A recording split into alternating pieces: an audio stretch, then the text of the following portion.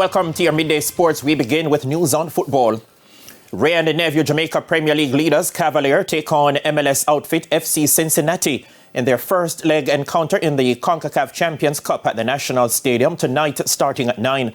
Cavalier find themselves in a pool of 27 teams following their runner-up finish in the CONCACAF Caribbean Cup last year. The 2021 JPL champions are in the round of 32 phase of the competition, with the second leg set for the United States next week. Cavalier's domestic form has been sparkling, winning 10 of their last 11 games while conceding only one goal on that run. Technical Director Rudolph Speed says the mindset for the clash is clear.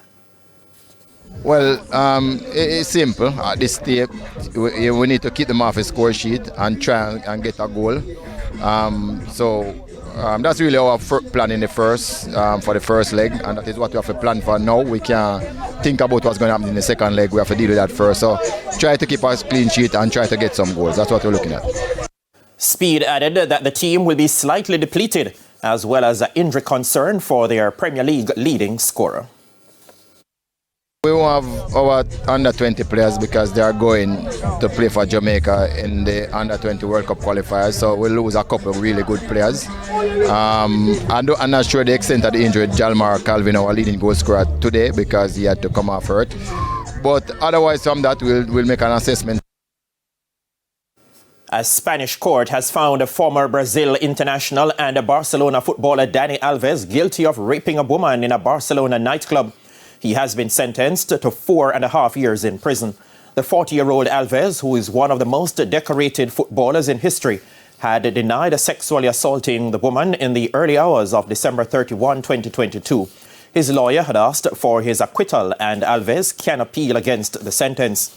As well as handing Alves a 4.5-year sentence, the court ordered him to pay £128,000 to the victim and said he should face 5 years probation afterwards.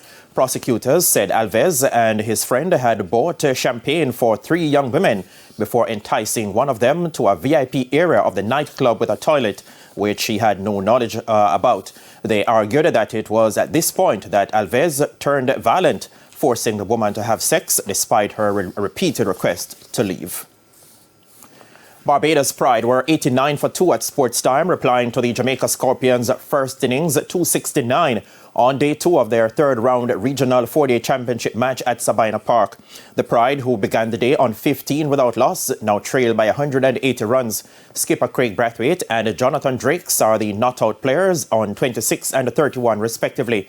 Zachary McCaskey, 15, and Shane Mosley, 14, have been dismissed so far. O.J. Shields and Derval Green have each taken a wicket. And finally, jockey Samantha Fletcher is set to appear in the Supreme Court today for the first hearing of the fixed date claim form for the judicial review into her case against the Jamaica Racing Commission. The matter relates to a 20 race day ban which Fletcher served last year after the JRC found her guilty of breaching Rule 200 of the racing rules by not riding the horse Gone on a Grill on its merit on February 4. However, in June, Justice Simone Wolfe-Rees ruled in favor of Fletcher following her application for permission to apply for a judicial review. That meant that Fletcher's attorney, Douglas Thompson, was successful in arguing for several declarations, including that the decision of inquiry made on March 7 and the JRC's March 21 decision, when she was handed an initial 25 race day ban, were illegal, void, and of no effect. And that's it for your Midday Sports Report. O'Shane, it's back to you. Thanks, Spencer. And that's the Midday News. I'm O'Shane Masters. Join us at 7 for Primetime News. On behalf of the news, sports and production teams, have a good afternoon.